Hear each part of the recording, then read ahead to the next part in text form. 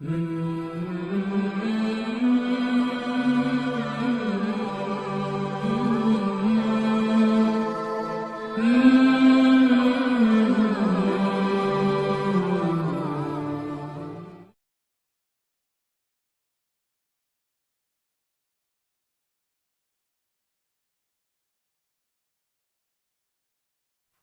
يغتب بعضكم بعضا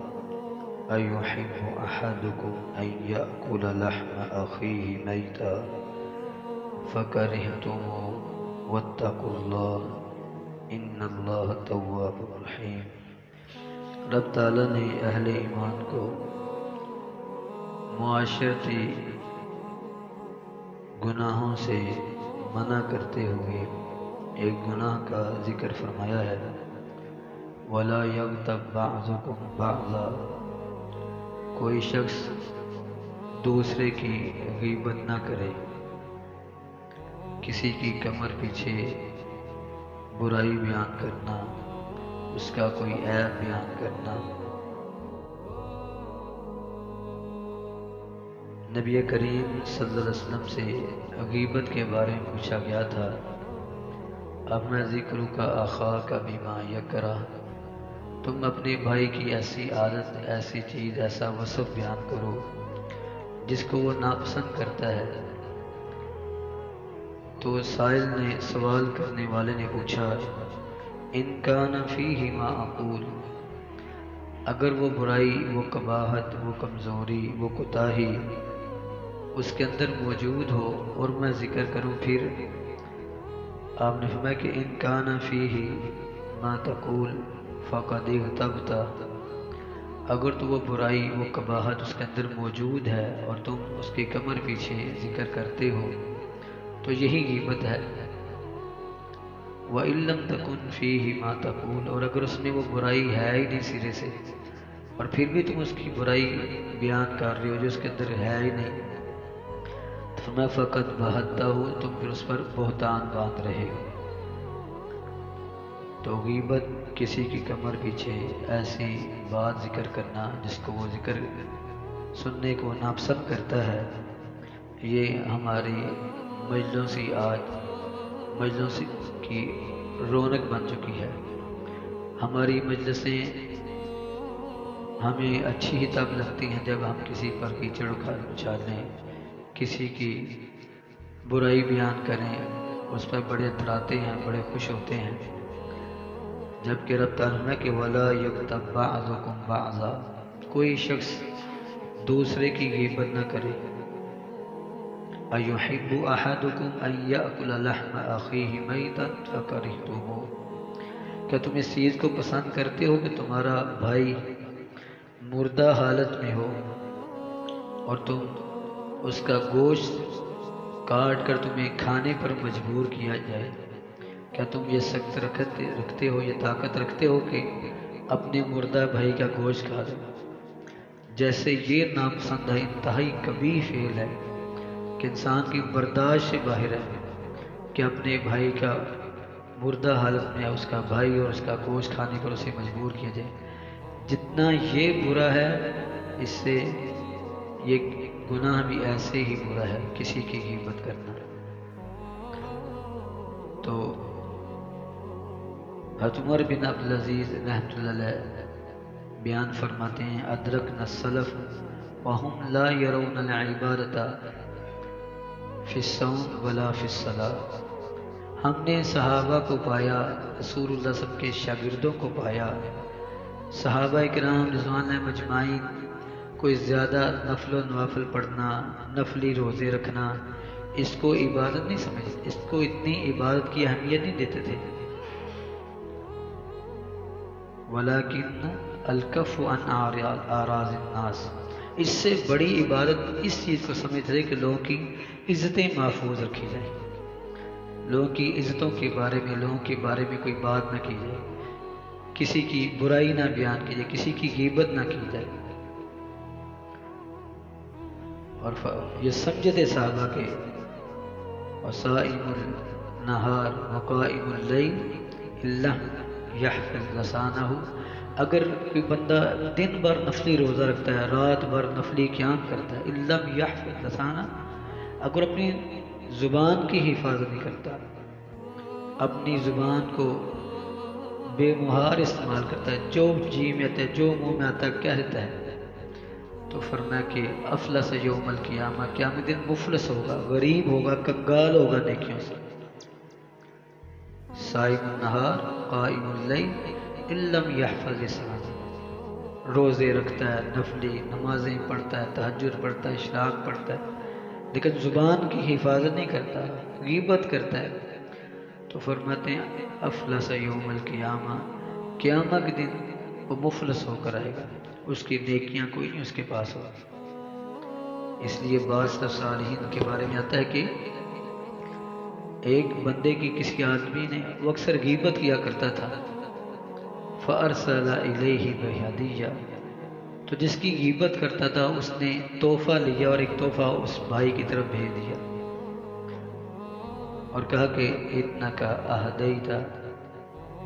حسنات، تو نے مجھے تحفہ نیکیاں دی ہیں، أَنْتَفِعُ بِهَا يَوْمَ الْقِيَامَةِ، جس نیکیوں کا مجھے قیامت میں فائدہ ہوگا، وَأَنَا أُهْدِيكَ هَذِهِ الْهَدِيَّةَ، اور میں تمہیں اس نیکیوں کی عوض یہ تحفہ بھیج رہا ہوں، تَنْتَفِعُ بِهَا فِي الدُّنْيَا، تم نے میری غیبت کی، میری برائیاں بیان کرتے ہو، تو میں تمہیں تحفہ بھیج رہا ہوں، کیونکہ تم مجھے اپنی نیکیاں دیتے ہو، تم مجھے اپنی نیکیوں کا تحفہ دیتے ہو، جو نیکیاں میرے قیامت کے دن کام آئیں گی۔ فَأُهْدِيكَ هَذِهِ الْهَدِيَّةَ، لہذا میں تمہیں دنیا کے لحاظ سے ایک تحفہ دے رہا ہوں، کوئی کھانے کی چیز بھیج رہا ہوں، کوئی مالی طور پر تعاون کر رہا ہوں، تَنْتَفِعُ بِهَا فِي الدُّنْيَا، تم اس سے دنیا میں فائدہ اٹھا سکتے ہو، وَآخِرُ أَمْرِهَا أَن تَكُونَ خِرَاءَةً وَبَوْلًا، جو میں تمہیں تحفہ بھیج رہا ہوں یہ دنیا کی چیز ہے، کھاؤ گے پیو گے، پیشاب خانہ بن کے ختم ہو جائے گی، لیکن جو تم مجھے نیکیاں تحفے میں دے رہے ہو وہ مجھے قیامت میں فائدہ دے، تو اس لیے اپنی زبان کی حفاظت کرنی چاہیے، خصوصاً غیبت کے حوالے سے، غیبت سے بچیں۔ امام سفیان ثوری رحمۃ اللہ فرماتے ہیں ھذا زمان السکوت،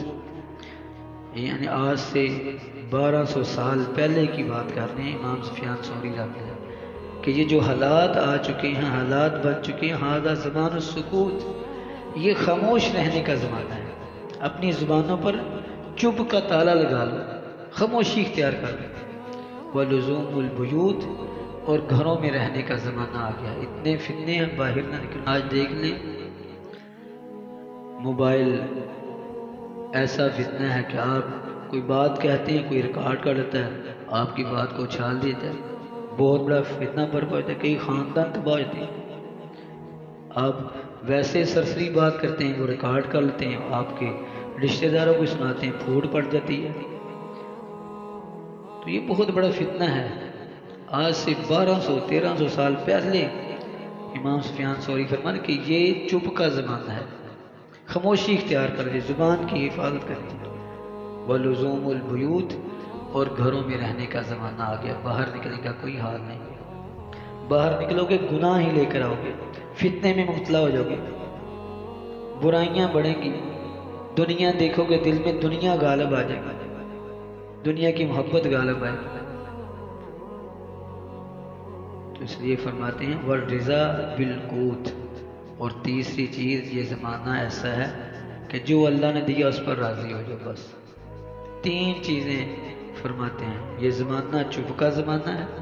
گھروں میں رہنے کا زمانہ آ گیا ہے، وَالرِّضَا بِالْقُوتِ إِلَىٰ أَن تَمُوتَ، اور مرتے دم تک جو نصیب میں لکھا اس پر راضی ہو جو نجات پا جاؤ گے، یہی نجات ہے، یہی خیر ہے، جیسا کہ حضرت عقبہ بن عامر رضی اللہ عنہ کی روایت ہے، نبی کریم صلی اللہ علیہ وسلم سے پوچھا من نجات یا رسول اللہ، اللہ کے رسول نجات کیسے ہوگی، ہم نجات کیسے پا سکتے ہیں، تو آپ نے فرمایا امسک علیک لسانک، اپنی زبان کو روک لو، اپنی زبان کی حفاظت کرو، تو اللہ ہمیں غیبت سے محفوظ فرمائے۔ یہ ایسی قباحت ہے کہ جو اللہ کو قطعاً پسند نہیں ہے، جو انسان کی عزت بھی خراب کرتی ہے، ایک محدث کے بارے میں آتا ہے سلف صالحین میں سے، انہوں نے 15 سال ایک پتھر منہ میں رکھا، صرف اپنے آپ کو جھوٹ سے، غیبت سے، برائیوں سے بچانے، زبان کے گناہوں سے بچانے کے لیے منہ میں پتھر، چھوٹا سا پتھر، کنکری منہ میں رکھی تاکہ مجھے یاد رکھے اپنی زبان کی حفاظت کرنی۔ سوچ سکتے ہیں کہ وہ کیسے لوگ تھے، اپنی کیسے اصلاح کرتے۔ ایک بہت بڑے محدث امام کے بارے میں کہتے ہیں مجھے غیبت کی عادت پڑ گئی، میں نے اپنے اوپر قسم کھا لی کہ غیبت کروں گا تو 1 درہم صدقہ کروں گا۔ کہتے ہیں ایک دن تو 40-50 درہم صدقہ کرنے پڑے، دوسرے دن 20 پہ آ گیا، 15 پہ آ گیا۔ پھر مجھے خوف ہوا کہ اتنی غیبت سے تو میں تو غریب کنگال ہو جاؤں گا، میری تو رقم ہی جاتی رہے گی۔ میں نے فقر سے ڈرتے ہوئے غیبت ہی چھوڑ دی کہ کہیں فقیر ہی نہ ہو جاؤں، غیبت چھوٹ گئی میری۔ کیسے وہ اپنے آپ کو گناہوں سے بچاتے تھے کہ اپنے اوپر لازم پکڑ لیا کہ جب مجھ سے غلطی ہوگی، غیبت کروں گا تو میں صدقہ کروں گا، 1 درہم صدقہ کروں گا۔ تو اللہ ہمیں بھی اپنی اصلاح کرنے کی توفیق عطا فرمائے، اپنی زبانوں کی حفاظت کرنے کی توفیق عطا فرمائے۔ جہاں ہم نمازیں پڑھتے ہیں، ذکر و اذکار کرتے ہیں، قرآن کریم کی تلاوت کرتے ہیں، اگر یہ ہم نیکیاں کرتے ہیں تو پھر نیکیوں کی حفاظت بھی کریں، اپنی قبول شدہ نیکیاں لوگوں کو نہ دیں،